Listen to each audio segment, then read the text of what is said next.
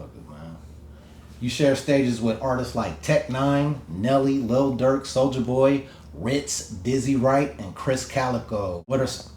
Which performance taught you the most, would you say? You know, sharing the stage with legends like that and big names like that. You know, what's some game you picked up from doing that? Some game I picked up. I would say every single time I do one of those big shows, I think I step my performance up a little bit, because I'm like, all right, these guys are doing everything. They're not just sitting up here rapping. They got all sorts of stuff going. I mean, N9ne came out there and he's got like this light show and he's like moving with the beat and stuff, like stuff like that. I also learned that I need to keep a better stock of merchandise on. I remember at the N9ne show, we sold out of like everything and people started getting so mad. And because I didn't have a wide range of sizes and stuff. That's a good problem to have. That was a great problem to have. I felt bad because like this guy comes up to my booth and he's a heavier gentleman and he's like, what? You don't like fat people? And I was like, dude, that's not what I said. I just don't have 4Xs. I'm out. Like, sorry. Yeah, like, it's man, that buddy just bought the last one, man. Fuck. That's how you say that. That's how I hit them shit. So I think I got 4X, man. Buddy just bought the last one, man. Shit. I learned that. I learned that my merch presentation matters as well. You know, you look at these guys, they got like the fence things hung up behind them, and they got like the shirts hung off of it. They got the mannequins, the shirt racks, the lights, the signs. You know, I think for the longest time I was just repping some t-shirts and hats sitting on a flat table with a tablecloth. Finally up my merch game. Stuff like that. Yeah. It's a good game, man. You definitely seem like a steward of the craft and that you study very well, because you definitely have a mind to understand the process of becoming what you want to become. So becoming that, do you feel over the past, let's say 10 years, I peeked into your YouTube and gave you a follow in there and subscribed to your channel.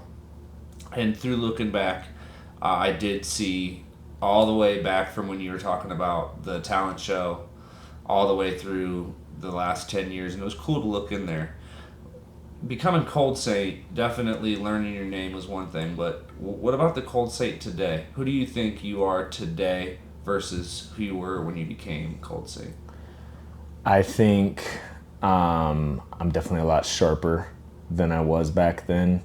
And I do a lot of studying. It's actually, I have a full to-do list, and every single day on my to-do list it renews. I have to study something. I do think the game's forever evolving, and if I don't keep up with that curve, I'm gonna fall behind.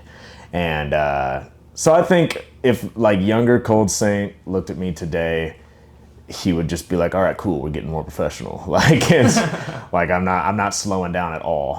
And I think I don't know. I'm having a hard time answering that question other than that. I think the young ColdSaint would just be like, all right, sweet, we're not falling off. Like, still grinding at it. Still grinding. Still working hard. I want you to tell the story of how you got the N9ne show.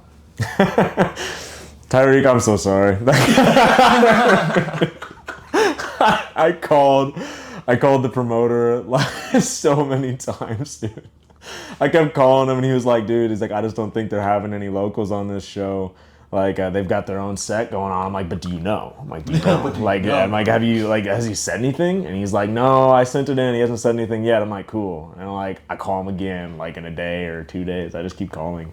And it gets to be like 4 days before the show, and I've called so many times. And I gave up on calling. If you had to guess how many times by that time, how many would you say, realistically? I only say 20 when I'm like telling the story, but like it was probably more like 12 or 13. Yeah, that's still a lot though. It was still a lot. I could tell I was probably bugging him, which is totally fair.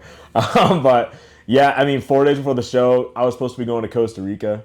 And I get a call, and he's like, dude, he's like, Tech cleared you. He said, you can be on the show. And I was like, no way. I'm like, let's go, dude. So I call, and I like rearrange my flights and everything. I'm like, I'm doing this show. And that was awesome. That was one of my favorite shows to date other than my overseas tours.